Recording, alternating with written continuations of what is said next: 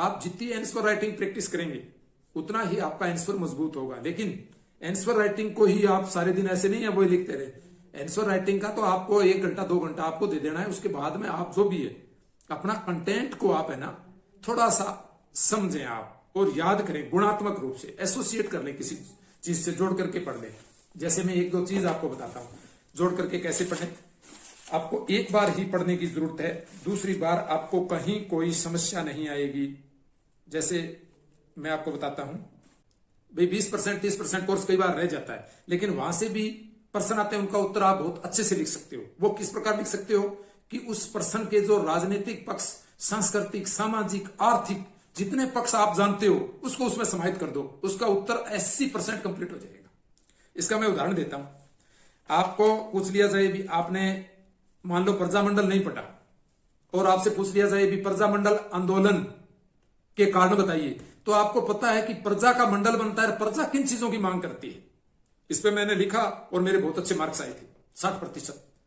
5 number का इसमें आया था। प्रजामंडल के जनता ने प्रजामंडल के द्वारा किस प्रकार मांग की, इस प्रकार से ये पीछे आया हुआ है। तो इसमें आप सीधा लिखो भी प्रजामंडल के द्वारा जनता ने उत्तरदायी शासन की मांग की।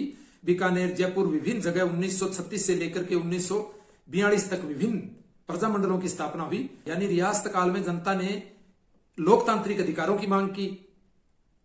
सरकार ने लाग बाग राजस्व संबंधी जो भी कुछ जटिलताएं थी, लगान है, लाग बाग है, कर व्यवस्था, तो इसको बंद करने की बात मांग की। बेगार प्रथा और बहुत सारी जितनी भी प्रथाएं थी उन सबको दूर करने की मांग की। जनता ने अपने सामाजिक राजनीतिक अधिकारों की मांग की। एक निष्पक्ष निर्वाचन की मांग की। अपने जनप्रतिनिधियों को शासन व्यवस्था में भागीदारी की मांग की। ये चीजें आप लिख सकते हो। समाज में व्याप्त विभिन्न प्रकार की कुरीतियों को भी समाप्त करने की मांग की, ये भी एक चीज थी। ठीक है। और रियासत काल के राजा महाराजाओं और रियासतों में जागीरदारों के द्वारा जनता को जो प्रताड़ित किया जा रहा था, अत्याचार किया जा रहा था, उन सबसे मुक्ति की मांग की। ठीक है। मेरा कहने का मतलब है जब उत्तर लिखो तो बढ़िया तरीके से लिखो ताकि आपके अच्छे मार्क्स आए। इसे ही कहते हैं पक्की घोड़ी खेलना, कच्ची घोड़ी नहीं खेलनी है। आपको पूरे डायमेंशन से उत्तर लिखना है। आप बिना पढ़े भी उस पर लिख सकते हो। अपना माइंड सेट खुला रखो। ठीक है। वहां अपने आप को एक प्रकार से ऐसे एक मतलब अनजान व्यक्ति के रूप में आपको इस प्रकार से पेश नहीं आना है। जब आप आरएस का एग्जाम दे रहे हो तो आप एक मैच्योर व्यक्ति हो, एक परिपक्व व्यक्ति हो।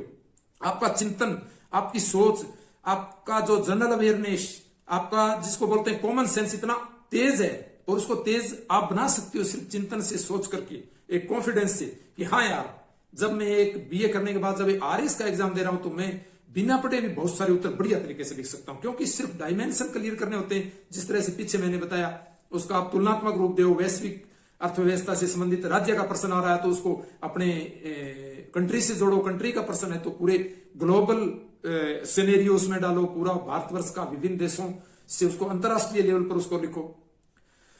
तो ठीक है फ्रेंड्स, यही बात थी। राजनीतिक, आर्थिक, सामाजिक, आप प्रश्न को अगर ढंग से पढ़ लोगे ना तो मैं कहता हूं आप इतने मैच्योर और परिपक्व हो। एक आरएस के स्टूडेंट्स से यह अपेक्षा की जाती है कि आप उसका उत्तर बढ़िया तरीके से लिख सकते हो। सिर्फ आपको एक शांत भाव से, एक रिदम के साथ, एक माइंडसेट को बहुत ही संतुलित रखते हुए, अच्छे शब्दों का यूज करते हुए लिख देना है। वहां आपको किसी प्रकार का ये मन में ये भाव नहीं लाना है, डर नहीं लाना है कि यार पता नहीं मेरा उत्तर कैसा होगा। सब आप जितने 19,384 कितने भी 20,000 लड़के पास हुए, सबका 20,000 प्रकार का उत्तर होता है और कंटेंट लगभग सेम ही होगा। जो बात पूछी है होगा पता है, लेकिन फिर भी उसमें लिखने के स्तर पर, एक्सप्रेशन के स्तर पर भिन्नता होगी। लेकिन पर्सन की डिमांड अगर आप पूरी कर रहे हो, चाहे वह पर्सन आपका सिलेबस कहीं पढ़ा है चाहे ना पढ़ा है, तो निश्चित रूप से उसमें आपके मार्क्स आएंगे। और ये मैं साबित करूंगा।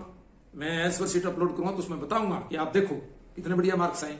तो इसलिए 50% आरएस का सिलेबस तो ऐसा है कि आपको वहां अपने कॉमन सेंस, जनरल अवेयरनेस से आप उत्तर दे सकते हो। इसे कहते हैं पक्की घोड़ी खेल। ठीक है। तो फ्रेंड्स, कहने का मतलब पूरे मैच्योरिटी के साथ अपने आप को मैच्योर मानते हुए, अपने आप को परिपक्व मानते हुए कि हाँ यार मैं एक आरएस का एग्जाम दे रहा हूं, मैंने क्लियर किया है, मेरे पास बहुत सारे फैक्ट हैं, मेरे पास सारी चीजें, मैं हर सिनेरियो, हर परिदृश्य को इमेजिन कर सकता हूं, हर चीज को मैं अपने उत्तर में समाहित कर सकता हूं। अपने मस्तिष्क को थोड़ा विस्तृत आयामों से जोड़िए, निश्चित रूप से आपको उत्तर बढ़िया होगा। तो thanks friends, subscribe, like and share.